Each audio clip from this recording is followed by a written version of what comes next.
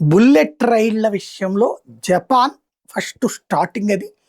దాని తర్వాత ఇప్పుడు ప్రపంచంలోని కొన్ని దేశాలు టచ్ చేస్తున్నాయి. ఎస్పెషల్లీ చైనా తనదైన ప్రయోగాలు చేస్తుంది. ఎప్పటికప్పుడు స్పీడ్ పికప్‌కి సంబంధించి అడుగులు వేస్తుంది. విమానం ఛార్జీలతో ట్రైన్‌లు కాకుండా, విమానం ఛార్జీలు సగం ఛార్జీలతో విమానం అంత స్పీడ్‌గా వెళ్ళాలన్నటువంటిది చైనా ఆలోచన.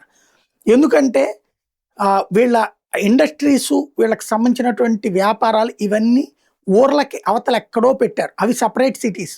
వీళ్ళ ఇళ్ళు సెపరేట్ ఏరియాలు.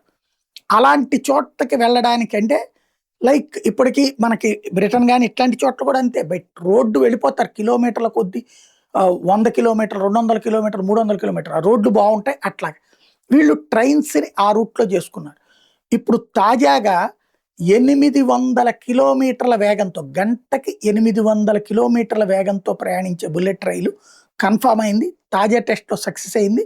సాధారణంగా ఈ స్టార్టింగ్ నిదానంగా అయ్యి 1 నిమిషమో, 2 నిమిషాలకో, 3 నిమిషాలకో పికప్ అవుతాయి గదా!